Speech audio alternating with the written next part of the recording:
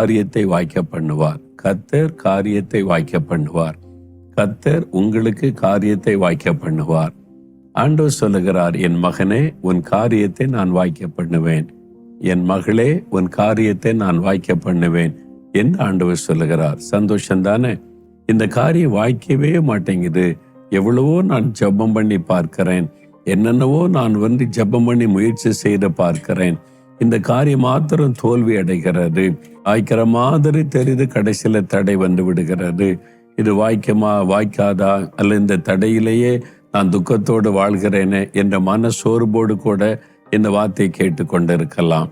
இப்ப இயேசு உங்களை பார்த்து சொல்லுகிறார், என் மகனே, சோர்ந்து போகாதே, நான் உன் காரியத்தை வாய்க்க பண்ணுவேன். என் மகளே, நீ சோர்ந்து போகாத, உன் காரியத்தை நான் வாய்க்க பண்ணுவேன். அது வேலை காரியமா இருக்கலாம், திருமண காரியமா இருக்கலாம், ஒரு வீடு வாங்குகிற காரியமா இருக்கலாம், கர்ப்பத்தின் ஆசீர்வாதத்தை பெற்றுக்கொள்ளுகிற காரியமா இருக்கலாம், ப்ரமோஷன் காரியமாக இருக்கலாம். ஏதோ ஒரு காரியம் உங்களுக்கு வாய்க்கணும். ஆண்டவர் சொல்கிறார், நான் வாய்க்க பண்ணுவேன். கர்த்தர் சொல்லிட்டு அதை யாரு தடுக்க முடியும்? ஒருத்தரும் தடுக்க முடியாது. அவர் கட்டாய வாய்க்க செய்து விடுவார்.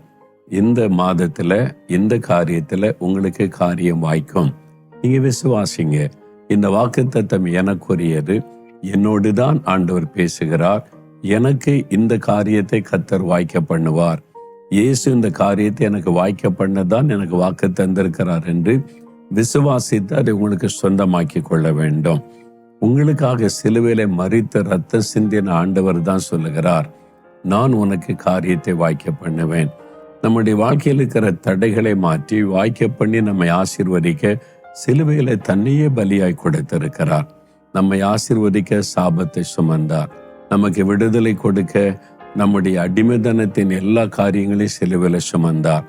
நமக்கு சமாதானம் கொடுக்க பாவத்தை சுமந்தார்.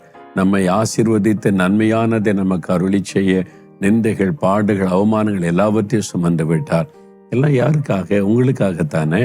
ஆண்டவர் சொல்ல, உனக்காகத்தான் மகனே, உனக்காகத்தான் மகளே, உன்னை ஆசீர்வதித்த மகளை பண்ண நான் சிலுவையில் இத்தனை பாடுபட்டேன். நான் உனக்கு காரியத்தை வாய்க்க பண்ணுவேன் என்று ஆண்டவர் சொல்றார். எவ்வளவு பெரிய சந்தோஷம் இல்லை? ஆனா ஆண்டவர் உங்களை காரியத்தை வாய்க்க பண்ணணுமானா உங்ககிட்ட சில காரியத்தை அவர் எதிர்பார்க்கிறார். என்ன எதிர்பார்க்கிறார் பாருங்க. உன் வழியை கர்த்தருக்கு ஒப்புவித்து அவர் மேல் நம்பிக்கையாயிரு, அப்பொழுது நான் காரியத்தை வாய்க்க பண்ணுவேன். ஒரு கட்டளை கொடுக்க 2 காரியம் சொல்றார். இந்த 2 மனதிலே வைத்து இந்த 2 காரியத்திற்கு உங்களை அர்ப்பணித்து விட்டால் அவர் வாக்கு கொடுத்தபடி காரியம் வாய்க்கும். முதலாவது ஆண்டவர் சொல்லுகிறார், என் மகனே, என் மகளே, உன் வழியை நீ கர்த்தருக்கு ஒப்புவிக்க வேண்டும்.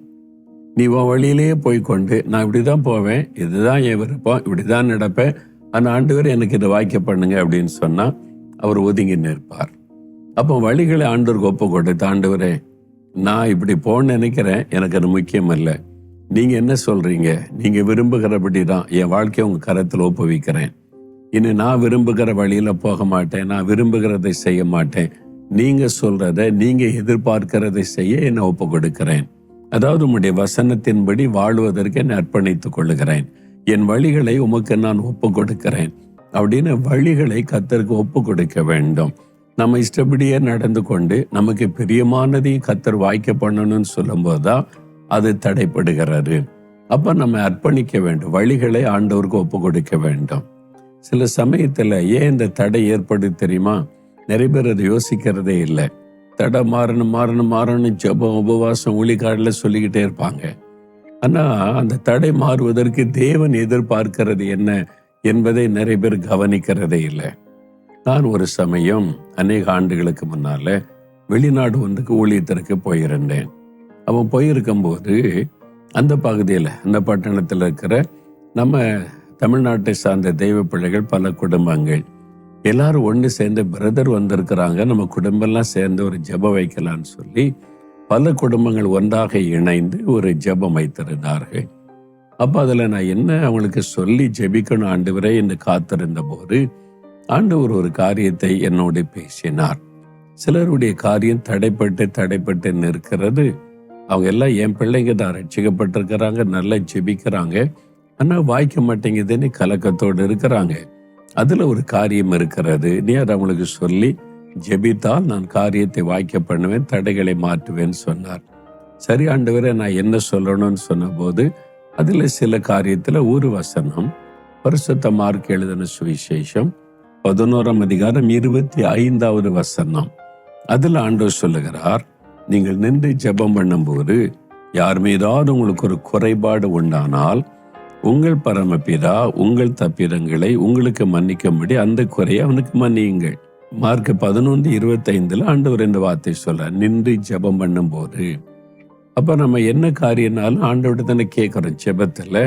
அப்படி நீங்கள் நின்று ஆண்டவருடைய முன்பாக நின்று ஒரு காரியத்தை வாய்க்க பண்ணும், இதை எனக்கு தாரும், இந்த ஆசீர்வாதத்தை நன்மை தாரும்னு ஜெபிக்கும் போது, அப்படி வேண்டுதல் செய்யும் போது, யார் மீதாவது உங்களுக்கு ஒரு வருத்தம் இருந்தால், யாராலும் நீங்க பாதிக்கப்பட்டிருக்கலாம், அவங்களை காயப்படுத்தி இருக்கலாம், அவங்களை குறித்த ஒரு வருத்தம் உள்ளத்துல உண்டாகி இருக்கலாம், ஒருவேளை உங்களுடைய சொந்த குடும்ப உறவுகளுக்குள்ளே இருக்கலாம், நீங்கள் வேலை செய்கிற இடத்தில் இருக்கலாம், அல்லது நீங்க வசிக்கிற அந்த சூழ்நிலையில, அந்த அபார்ட்மெண்ட்ல, அந்த கிராமத்துல, அந்த பட்டணத்துல இருக்கலாம், அல்லது நீங்க வேலை செய்யற இடத்துல, படிக்கிற இடத்துல, பிசினஸ் செய்யற இடத்துல சில மனிதர்களால நீங்கள் பாதிக்கப்பட்டு வருத்தம் அடைந்திருக்கலாம்.